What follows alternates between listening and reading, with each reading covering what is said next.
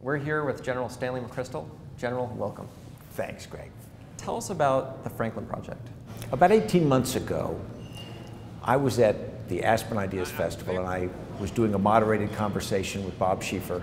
There seems to be no real common experience for Americans anymore that we can all share. A person in the audience asked if I believed we should have a military draft. And I said, actually, I do, because I believe all Americans should be invested in a big decision like war.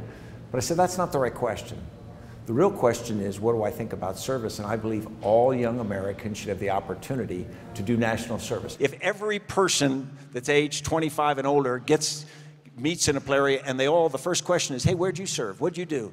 If that's the start of the conversation, I think it'd be really powerful. What is unique about this time that makes it right for broader national service? We have a very socially aware youth, and there's a lot of energy. And we've also got technology we didn't have before. Suddenly you can connect things and do things using information technology that just would have been impossible before. And so I think all of those things together give us the chance to create something that's got an age-old concept in a brand new way. Is there a certain amount of capital that you're trying to raise from the private sector? Are you trying to do matching from public? What's the vision for that? We think it's unrealistic and actually undesirable to try to get a big law to pass to create a huge government-funded bureaucracy. So instead what we want to do is create programs that get some funds from, for example, AmeriCorps, from federal funds. There's also some matching funds from local entities who benefit from the work. And then there's a private component to that. Sometimes it's donors, sometimes it's corporate. It's a time when some people are skeptical about big ideas. For some people, resources are scarce. Can you help sort of frame some of the big challenges in front of the mission? We are going to be asking a lot of stakeholders to come into a unified effort.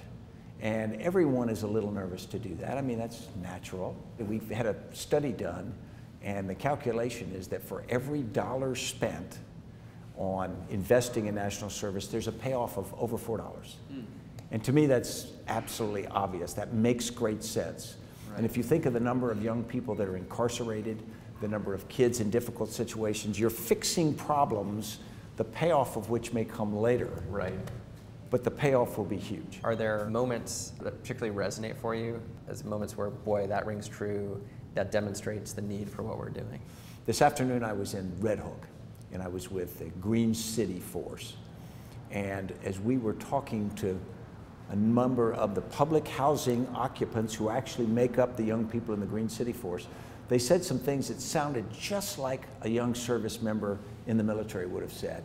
One described the frustrations of starting this big farm that they created and the time it took to start to see things grow.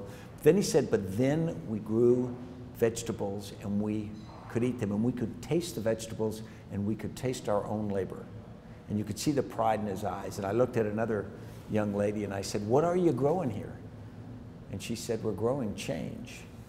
And to see their energy and to see their commitment, something that they might have never experienced without that opportunity, was magic.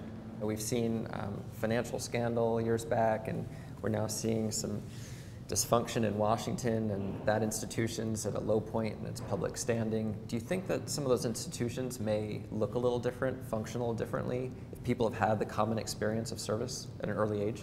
If you have served alongside someone, it's hard not to build a relationship up.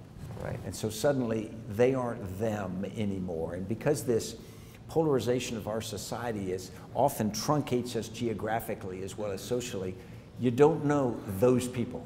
Right. And you need an opportunity to get to know them, and suddenly you go, well, they're really not different than me. You've spent a life in service. In uniform, now that service remains. As you look out at America, what do you make of where we are today? I feel fortunate for having served. It's almost addictive. You get a sense back of what you're doing is right. When you're deprived of that, it creates a frustration in you. I was once on a junior varsity basketball team in high school, and me and several other members of the team never got to play. As a consequence, I didn't feel like part of the team. I didn't feel like it was my team. Right. I didn't care if we won. I didn't grieve if we lost. And you don't want part of America feeling like they're not part of the team. There must have been something in your personal background that really infused you with a sense of service at a very personal level. I bet I'm not different from most people. When I entered the military at 17. I entered because being a soldier looked like it would be interesting, it looked like it would be fun, and it generally felt like a good thing to do. But it wasn't this very crystallized idea of service. Now, as I served, that became a much bigger component of my motivation, the satisfaction I got from feeling like I was serving others and I was making a difference. And that's why I think that giving people an opportunity when they're young, even though they may not get up every morning and say, my God, I've got to serve the nation or my state, through that, they begin to understand that satisfaction. It's like describing somebody what ice cream tastes like if they've never tasted it. Right. And so you give them that chance, and then over time they go, wow, this is great. They want more ice cream. Exactly. General, thanks so much for being with us. Thanks, we really man. enjoyed it. Appreciate it.